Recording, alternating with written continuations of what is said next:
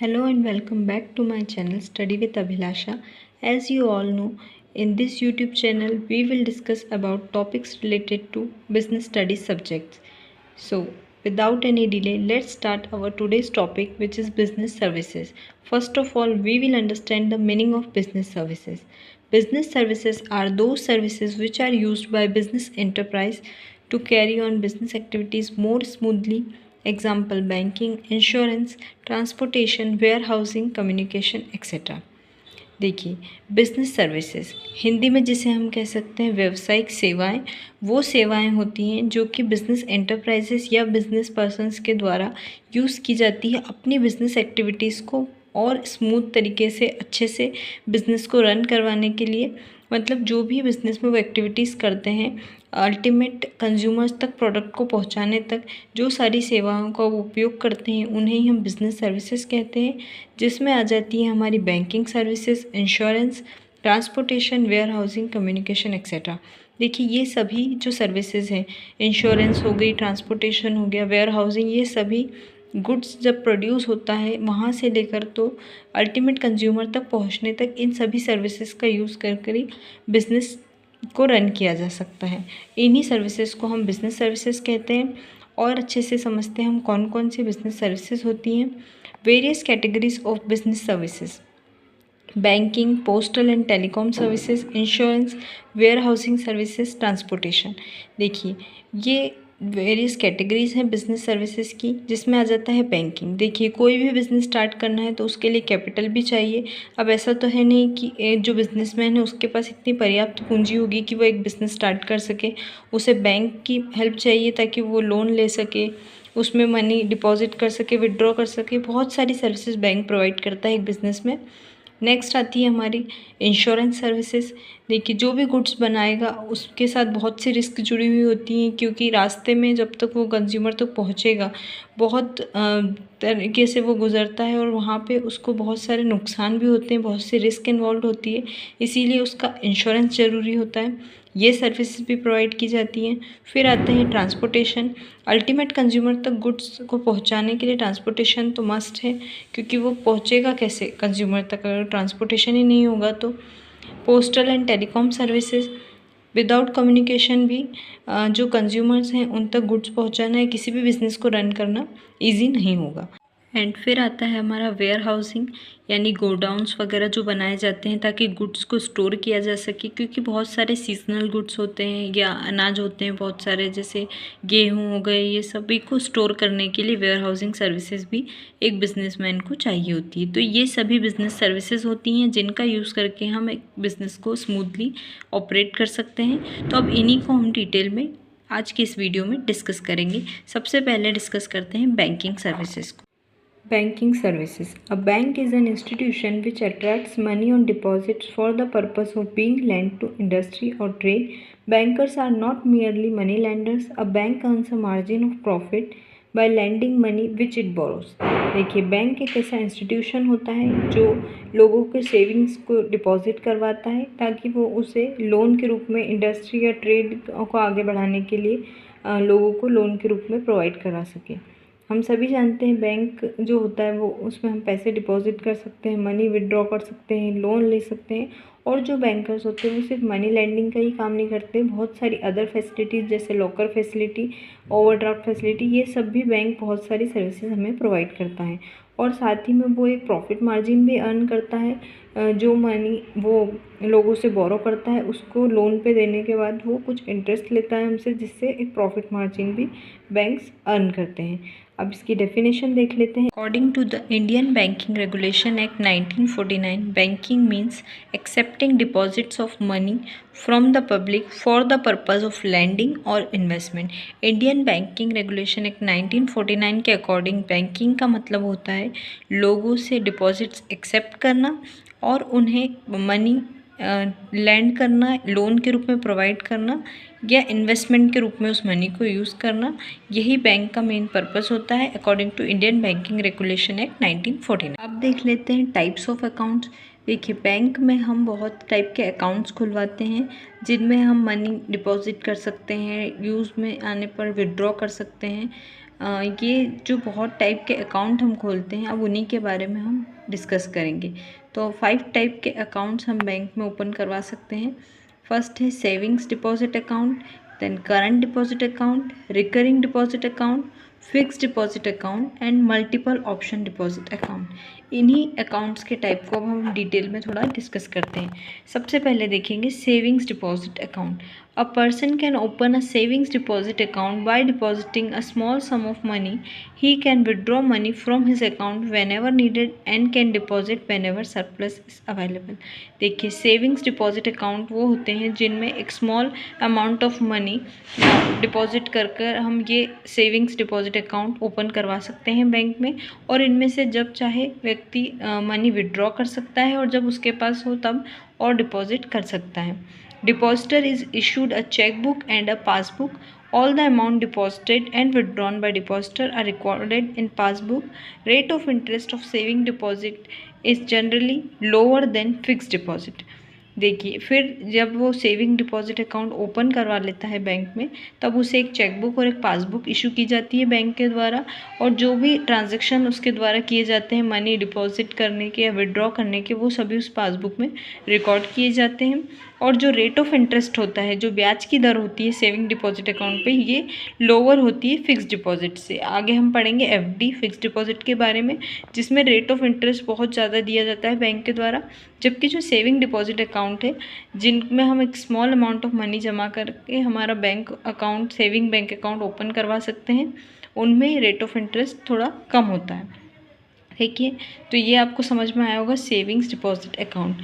Then हम समझते हैं current deposit account. Current deposit accounts are opened by businessmen. The account holder can deposit and withdraw money whenever desired. देखिए saving deposit account जो होता है वो कोई भी नॉर्मल पर्सन, हम सभी ओपन करवा सकते हैं एक स्मॉल अमाउंट ऑफ मनी जमा कर करके। बट जो करंट डिपॉजिट अकाउंट होता है, इसे बिजनेसमैन के द्वारा यूज़ किया जाता है। बिजनेसमैन इस टाइप के अकाउंट्स रखते हैं, वो अपने मनी को डिपॉजिट और विड्रॉ कर सकते हैं जब चाहे तब, और एक दिन में वो कई ट्रांजैक्शन करते हैं, इसीलिए करंट डिपॉजिट अकाउंट बिजनेसमैन के द्वारा ओपन किया जाता है बैंक में। Withdrawals are always made by cheque. Overdraft and credit limit facility is available in this account. No interest is paid on current account, rather some service charges is charged by bank for rendering services. देखिए current deposit accounts में overdraft की facility होती है।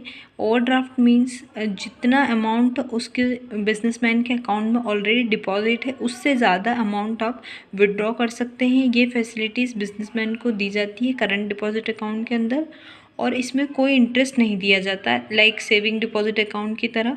इसमें कोई interest bank के द्वारा नहीं दिया जाता, और उल्टा इसमें कुछ चार्जेस देने पड़ते हैं बिजनेसमैन को, जो बैंक सर्विसेज उनको प्रोवाइड कर रही है, लाइक ओवरड्राफ्ट सर्विस है, क्रेडिट लिमिट फैसिलिटी, इनके लिए और चार्जेस देने पड़ते हैं बिजनेसमैन को। सो अब हमारे थर्ड टाइप के अकाउंट होल्डर्स होते हैं recurring deposit account. Recurring deposit account क्या होते हैं? A depositor can deposit a fixed amount, से ₹100 every month for a fix period. The amount together with interest is repaid on maturity. The rate of interest on recurring deposit is higher than that on savings account. Recurring deposit account as इसका नाम ही बता रहा है कि एक depositor जो भी होगा, एक पर्सन, इसके अंदर फिक्स्ड अमाउंट हर महीने जमा करेगा एक फिक्स पीरियड तक, और उसके बाद वो अमाउंट विद इंटरेस्ट उसको रीपे कर दी जाती है जब वो फिक्स पीरियड हो जाता है या उसकी मैच्योरिटी पर। मान लीजिए 100 रुपये वो हर महीने एक फ़िक्स पीरियड तक जमा कर रहा है, तो कुछ इंटरेस्ट के साथ उसे वो सारा अमाउंट वापस कर दिया जाता है। और जो रेट ऑफ इंटरेस्ट होता है रिकरिंग डिपॉजिट में, वो हाईयर होता है सेविंग्स अकाउंट के मुकाबले। अब बात करते हैं फिक्स डिपॉजिट अकाउंट या एफडी की। A fix deposit is repayable after the expiry of the specified period. The period में very from 7 days to 10 years. Longer the period of deposit, higher is the rate of interest. The banks issue a receipt to the depositor acknowledging the receipt called fixed deposit receipt. The rate of interest in FD is highest. देखिए एक होता है हमारा recurring deposit account. इसमें और fix deposit account में हमको confuse नहीं होना है। रिकरिंग डिपॉजिट अकाउंट का मतलब होता है ये थोड़े कम टाइम के लिए हर महीने कुछ अमाउंट वो जमा करता रहेगा, एक साथ व्यक्ति इसमें डिपॉजिट नहीं करेगा। जबकि जो एफडी होता है हमारा फिक्स डिपॉजिट अकाउंट, इसमें एक साथ एक ज़्यादा अमाउंट ऑफ मनी हम डिपॉजिट करते हैं और एक बहुत ही लंबे समय के लिए, और जिसको फिर विद इंटरेस्ट हमें बैंक के द्वारा लौटाया जाता है। और जितना ज़्यादा लंबा टाइम के लिए हम इसमें डिपॉजिट करते हैं अमाउंट, उतना ज़्यादा रेट ऑफ इंटरेस्ट के साथ हमको मनी वापस मिलता है। अब ये पीरियड 7 डेज से लेकर 10 ईयर्स और जैसा भी टर्म्स होती हैं उसके अकॉर्डिंग होता है। और एफडी में बैंक एक रिसिप्ट देता है जो खाता धारक होता है या जो व्यक्ति डिपॉजिट कर रहा है उसको, जिसे हम फिक्स डिपॉजिट की रिसिप्ट कहते हैं, जिसको दिखाकर बाद में विद इंटरेस्ट वो अपने एफडी में जो उसने अमाउंट डिपॉजिट किया था उसे विद इंटरेस्ट बाद में उसमें से निकाल सकता है। The rate of interest in FD is highest, और सबसे ज़्यादा रेट ऑफ इंटरेस्ट भी इसी टाइप के अकाउंट में दिया जाता है, fix deposit account. Okay, now last type of account, multiple option deposit account. This account offers multiple options to depositors. This account can be combination with savings account or current account. In this account, the depositor can enjoy the liquidity of savings and current account and rate of interest of fixed deposit account. एक multiple option deposit account में जो depositor होता है उसे savings और current account दोनों के benefit मिलते हैं, और जो रेट ऑफ इंटरेस्ट होता है वो फिक्स्ड डिपॉजिट के जैसा होता है। When the amount of deposit exceeds a particular limit, then automatically the amount gets transferred into fixed deposit. जब जो अमाउंट होगी वो एक पर्टिकुलर लिमिट से ज़्यादा हो जाती है, तब ये अकाउंट जो होता है ऑटोमेटिकली फिक्स्ड डिपॉजिट अकाउंट में कन्वर्ट हो जाता है।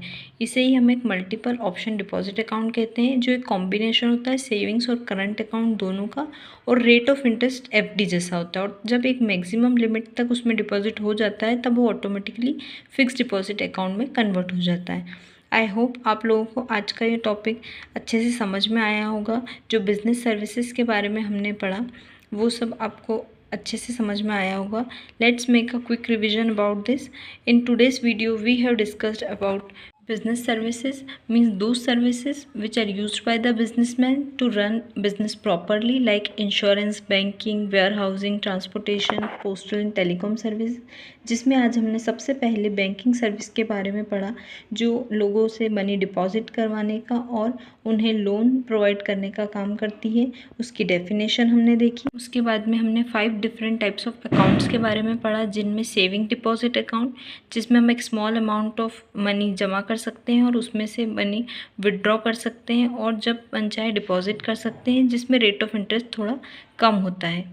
उसके बाद हमने करंट डिपॉजिट अकाउंट के बारे में देखा, जो बिजनेसमैन के द्वारा यूज़ किया जाता है, और इसमें ओवरड्राफ्ट फैसिलिटी भी होती है, और इसमें उन्हें कुछ चार्जेस भी बैंक को पे करने पड़ते हैं इन फैसिलिटीज़ के लिए। हमने रिकरिंग डिपॉजिट अकाउंट देखा, जिसमें हर मंथ में एक फ़िक्स्ड अमाउंट डिपॉजिटर उसमें जमा करता है, और फिर एक फ़िक्स पीरियड पर वो कुछ इंटरेस्ट के साथ में वो अमाउंट उसे रीपे कर दिया जाता है, और ये रेट ऑफ इंटरेस्ट हायर होता है सेविंग्स अकाउंट के मुकाबले। फिर हमने फ़िक्स्ड डिपॉजिट या एफडी के बारे में पढ़ा, जिसमें एक स्पेसिफाइड पीरियड पर जो अमाउंट हम एक लार्ज अमाउंट हम डिपॉजिट करते हैं, जो कि मिनिमम 7 डेज़ या 10 ईयर्स या जैसे भी टर्म्स होती हैं उसके अकॉर्डिंग बैंक के द्वारा विद इंटरेस्ट रीपे किया जाता है, और जितना लॉन्गर टाइम के लिए हम उसमें डिपॉजिट करते हैं उतना रेट ऑफ इंटरेस्ट हायर रहता है। और फिर हमने देखा मल्टीपल ऑप्शन डिपॉजिट अकाउंट, जो एक सेविंग्स और करंट अकाउंट का कॉम्बिनेशन होता है, और rate of interest fixed deposit account की तरह होते हैं, और जब एक मैक्सिमम अमाउंट ऑफ डिपॉजिट इसमें हो जाता है देन ऑटोमेटिकली ये अकाउंट फिक्स डिपॉजिट अकाउंट में कन्वर्ट हो जाता है। सो आई होप आप लोगों को आज का ये टॉपिक अच्छे से समझ में आया होगा। नेक्स्ट वीडियो में हम डिस्कस करेंगे और अदर फैसिलिटीज़ जो बैंक प्रोवाइड करता है, और आगे की business services like insurance, warehousing, इनके बारे में भी डिटेल में हम डिस्कस करेंगे। आई होप आप लोगों को अच्छे से समझ में आया होगा, and please like, share and subscribe. Thank you.